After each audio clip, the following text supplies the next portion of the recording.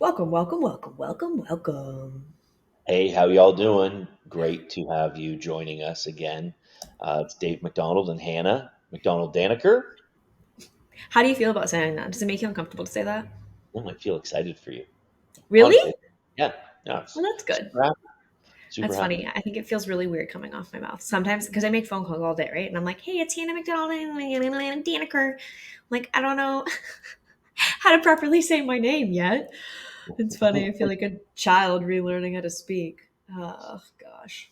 Too funny. Yeah, Too fun. yeah, lots of changes going on. Lots of changes going on. So one of the last conversations we had here, Hannah, was about buying a new business and buying a new house. I bought a house. Do you want to give people a little bit of the update on that? Yeah, so we walked away from the house. We said we're not going to do it. We're going to step away. And then she came back around. Our real estate agent got in contact with the other realtor as another couple was going in with a different offer. And we had done some additional just looking around, trying to find other places, but nothing really compared. And so we went back with an additional offer and played a little bit of hardball and ended up, I think we Grayson's not as 100% thrilled with the negotiation. He thinks that we bit it a little bit. But I think that we both walked away very, very content and like nicely in the middle. So yeah, we found a good spot and now we move in at the end of March. Very excited Yeah, about it. the challenge is when you find a perfect place, um, you're willing to overpay for something to get what you really want. Well, Um, it comes back to the concept of every buying experience that everybody has ever had. You always want three things, and you can only have two of them. You always want it right now, you always want what you want, and you always want it for a low price. But you can get two, you can't get three. It's not how it works. So, anyways, we bit the dust, but we're gonna get it really quickly. We're gonna get an amazing thing, and yeah, we're super pumped about it. yeah, well, it's super exciting for you, and I'm happy for you about that. I think it's going to be a great thing. Um, Move-in day is going to be coming up very soon, I'm sure, quicker than you can imagine. You'll Well, it's probably want funny. days off on vacation. Yeah, it's funny because I was thinking about that and it falls right in the middle of all of my speaking engagements. It's like I've got a couple in the spring, a couple pre-spring, a couple late spring, and we move in the middle of the spring. I'm like, oh gosh, it's gonna be fine. It's gonna be fine. It's gonna be fine. Someone just messaged me. She's like, hey, have we confirmed for March 20th yet? I'm like, I'm moving on March 28th. But yeah, I'll be there, girl. Absolutely. Of course. Without a doubt. So Yeah. it's funny. Well, good for you. It's exciting that you're getting some of these opportunities to speak at some different events. Do you want to give props out to some of the organizations that are giving you those opportunities? Yeah, lots of local chambers here in Orlando are starting to catch on. I really started a lot in transportation and was doing lots of like bridging barriers. What's Kim's called? Oh gosh. The National Recruiting Retention Seminar. Thank you. Yes. So We're, lots of stuff like we're that. proud sponsors of, event sponsors of. Absolutely. Love that. And yeah, I started like with staffing world and then like really like the HR side of things. And now I'm starting to branch more into like groups of chambers and different community events and get a little outside of not even that staffing or transportation is a small niche. Transportation is more of a small niche, but staffing's not small in any way, shape, or form.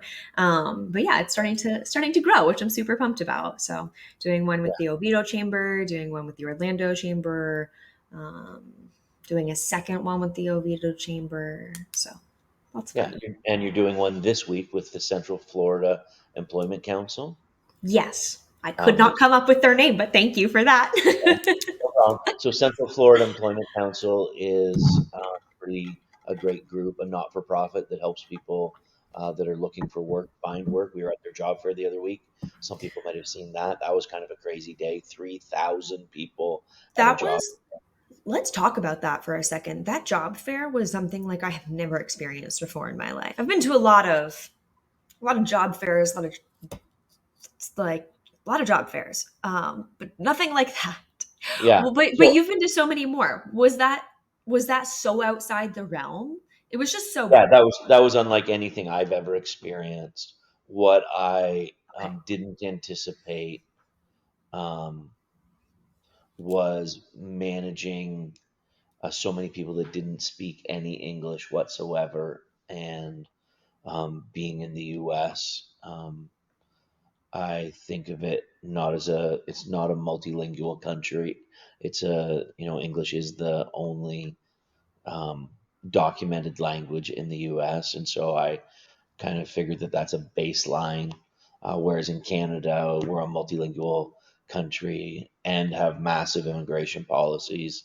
But there was, yeah, like there was like 800 people there that spoke Creole or Spanish, and not a lick of English. And so that was, and just kind of the general. Um, I think one of the things that we get spoiled about in transportation, even though it's a blue collar world, is that the roles that we're hiring for in transportation are well defined. They are at least semi skilled. I believe that truck drivers are a skilled trade, even if the government won't recognize it. I know we've got lots of people doing lots of good work to try and make that happen in Canada, but I believe that truck drivers are a skilled trade. You can't give someone the responsibility to drag up A to bunch of weight. Yeah. 75,000 or 80,000 pounds around behind them and just give that to any schmo. Yeah. Yeah, absolutely. I was talking to a new customer of ours last week about a role that we're working on, and it's for glass. They're installing glass doors in windows, but within that, they're also working with glass blocks that are, I think, like just heavier than anything I know, like 4 tons, I think is Sure. the the measurement that he used. He was explaining to me like how you wrap it and how you strap it and all of it, and I was like, oh my gosh, talk about the pressure of just making sure that every single inch of it is perfectly done. He's like, you don't want it to be good. You don't want it to be just right. He's like, it needs to be not even perfect, but like literally immaculate. He's like, it's just, and the concept of it was blowing my mind. I'm like, good, high Sure. pressure But for this driver. Very skilled, very, very skilled. It's such a debate. So many people talk about it. Is it a right. skilled trade or not? But it really is. And as a good dual citizen of the United States and Canada, you were very clear to determine if that was 4 metric tons or 4 imperial tons, so that you could tell the difference. No, I'm just messing That with you. I could tell the difference? I don't know that No. I don't even know the math anymore A on the big difference. ol' hunk of glass. A big old hunk of glass. Um, but it's certainly a great thing getting to work with companies like that where you really there's so much variety in what we do every day, and that's one of the things I love about it. Absolutely. It's nice. Do you want to tell the people about a new team member we brought onto our team this morning? Speaking of specializing and the United States of America, we brought a New driver recruiter on. Her name is Ashley Wallace. and Ashley, you will never find her under the initial spelling of her name. I looked for that girl on LinkedIn for so long. And then, of course, this morning she hops on and I see the spelling of her name. I'm like, ah, Ashley, like a sleigh. Ashley. It's such an interesting spelling. I've never seen it spelled like that before. So cool. yeah. So she's a really capable and knowledgeable driver expert. What did she say this morning? How many bus drivers has she hired? A Was it? hundred, I don't know. She said she was overseeing like 170. I thought it was facilities with drivers. Yeah, but then there was just a number of thousands of bus drivers that she hired over the last 5 years, I don't and know. and whether that was through people that were working for her or she was onboarding them all herself, I don't know the intricacies of it. But yeah, she's got big hiring chops, and she also is a dual citizen, so she works well in Canada and she works well in the U.S. and is going to be able to support our organization on both sides of the border. So I'm excited about having Ashley on board. It's gonna be good. We keep growing. We keep getting new, amazing people. I'm pumped to Yep. see where this thing goes in the next little while. Yeah. Yeah. How are So you? How are you feeling post Super Bowl?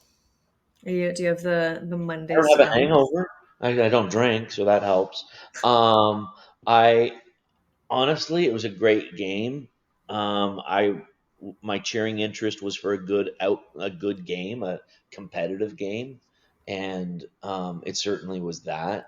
A couple of turnovers are always nice. A goofed up punt. There was it was kind of a crazy game the way it all came together. You wouldn't expect it to have gone that way. In my heart of hearts, I was cheering against the dynasty. I was kind of anti KC because um, I like underdogs, and so I kind of jumped on the Brock Purdy San Francisco 49ers plan. What did Mhm. you think of it? Well, your takeaways and my takeaways are really different. I really liked that Nickelodeon was hosting it this year. I thought that made it much more enjoyable. I saw Dora pop up, and so we got some Explorer action. Patrick and SpongeBob were SpongeBob? there. What a blast. Me and my old friend Taylor, we just really hung out the whole evening.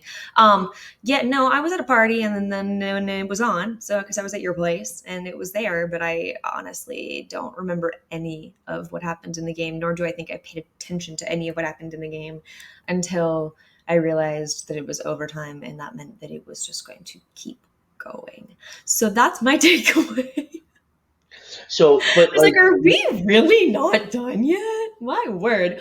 But this did spur, like, talk about takeaways from the Super Bowl. This did spur this really new, interesting concept in my brain that I'm going to try and figure out how to flesh out by the end of the day today because I want to give it in a presentation that I'm giving tomorrow. But okay, I think it's so cool to think about everybody across the world who was in the presence of that game yesterday. Like it was playing on a device near them to some degree or another. They had the opportunity to pay attention to it to some sure. degree. And then to think about the amount of people who actually watched it, the amount of people who actually understood it, the amount of people who would be able to recall to you what was happening, and the ones who'd be able to actually analyze it.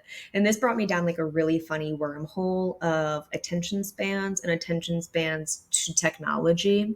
And the game is going to be probably just the easiest way to describe it to people because it's like, well, you know how your wife didn't necessarily watch all of it and your husband absolutely loved it or whatever the dynamic is in anybody's home.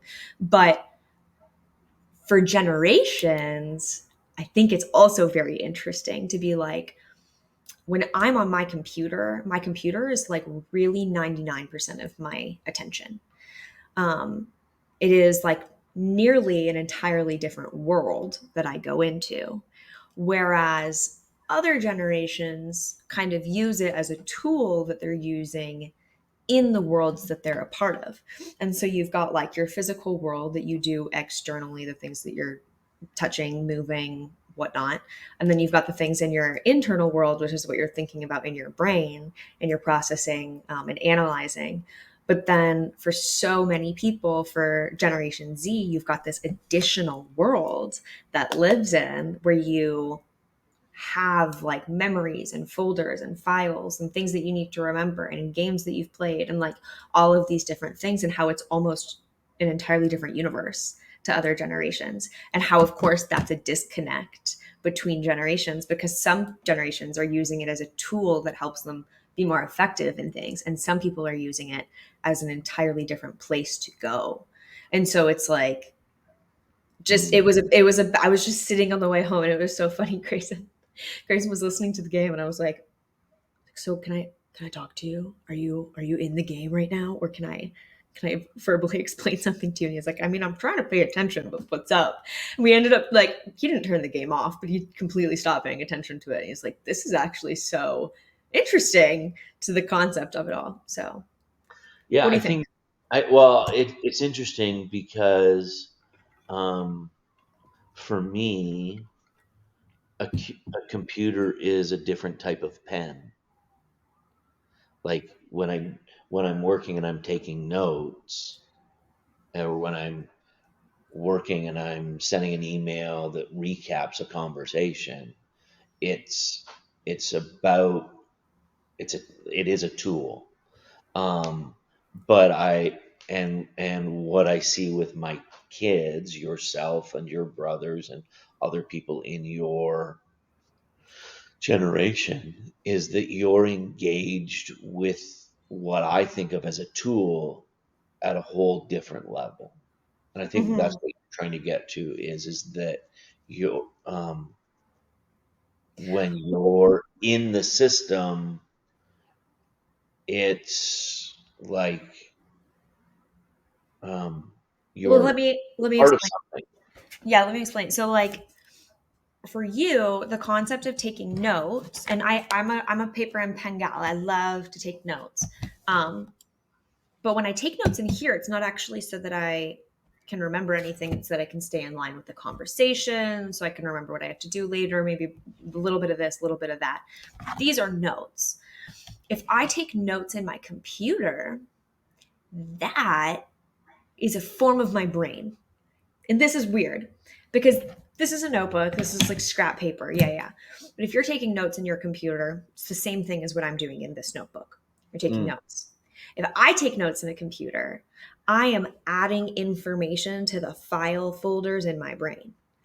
And so for so many people, it's like, well, I write down, I take notes that I can remember stuff so that I can teach myself to memorize things. It's tricking their brain into different things. I actually have no desire to do that. I don't even need to remember what I'm writing down tomorrow right now. I need to know where to go to get the information that I know is already there. So I'm using it as like a different add on to my brain almost.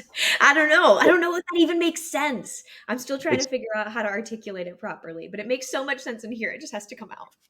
so it's um, the computer is an access point to a whole nother Universe. universe And it's not the it's not the where things computer. actually happen in that universe. It's not just like a file cabinet where you're putting the notes. It's things actually happen there. More Yeah, conversations happen there. More relationships happen there. absolutely More everything. knowledge happens there.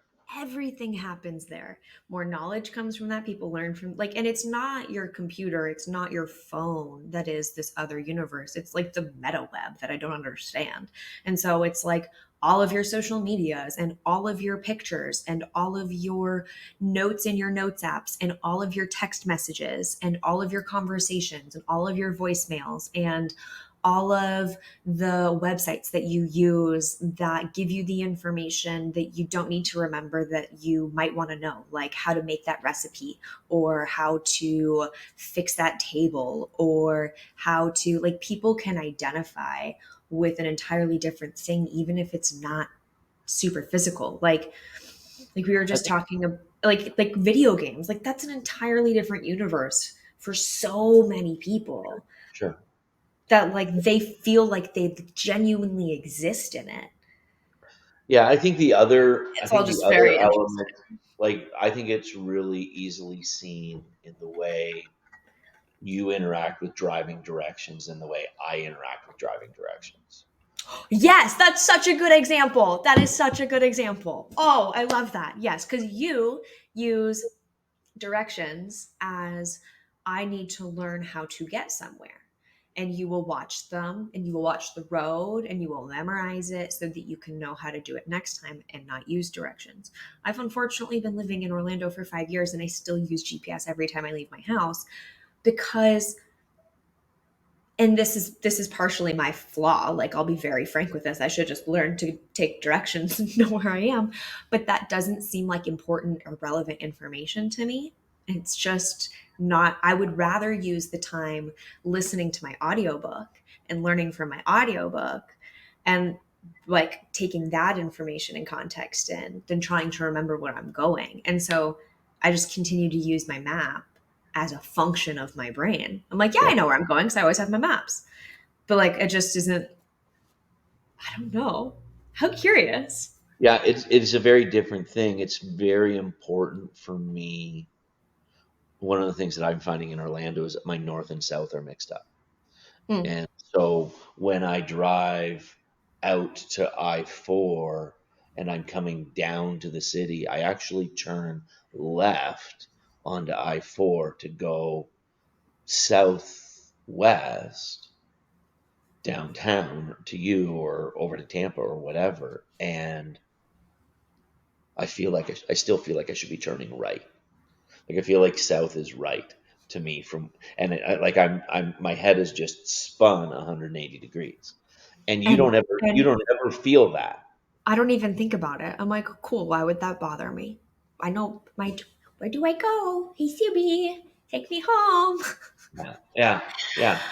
And like the reality is that you know, old dudes like me still want to have a sense of where things are because there is a lingering fear back here that is like we're going to have another day when the power grid goes down and no one's going to have internet anywhere. But Yeah. you don't Well, even but remember a day like that in your whole lifetime. yes I You do. Oh, thought, where no one has internet anywhere. No, I don't remember well, no that. one But in a a couple country, years ago or 2 years ago, there was like an entire network. I think all of Bell went down. And there was like 70% of everybody just didn't have anything. But right? like that's gonna be, I don't know, like if that happens for a day, I'll get through it. If that happens for months, it's a zombie apocalypse, and that's a whole different conversation. Knowing North and South isn't gonna help me. Like, I don't know. You know what I mean? Like, I got bigger problems and fish to fry than North and South when there's zombies on my heels. Like, I don't know. That's amazing. I think, and I think you're totally right. I think that when that doesn't work for you, it's Shit's either hitting going the to be fan. such a small problem in length of time that you'll just not do it and Meh. get over it, or Yeah, it'll be such a big problem that won't be that solution won't help you anyways. that's my And so thought. I'm not sure about zombies, but I think that we need That to was just name the this first thing episode that the came to zombie mind. episode. The zombie Um, episode. The zombies are coming. The zombies are the coming. zombie, The zombies are coming. right. And with that, Well, we should call it an episode. thank you so much for sharing. I think that there is something really interesting around this concept that Z's live in and through technology, and Gen X uses technology as a tool. Hmm. And so the way we interact, both Z and X, with technology is different. And so as we try to understand each other better, we need to understand the way we interact, the other party interacts with, and have greater respect for the way they interact with the technology. Hmm. And I think that that's been the greatest divide. Doesn't all relational conflict come down to an issue of respect for the other person's Misunderstanding. perspective and just a willingness to be like, you know what, I've got something that I can learn from that. And Hmm. so and thanks for bringing this conversation forward. I think it was a good conversation today. I don't know that you're going to fit it into your conversation for tomorrow, but knowing you, you'll find a way. So We'll looking figure it forward to out. that. Come hang out with the Central Florida Employment Council tomorrow if you like, 7:30. I don't know where that's happening, but look it up, CFEC on LinkedIn. You can find it. Hope you're Yeah, having a good day. find it on my LinkedIn. Bye guys. See ya.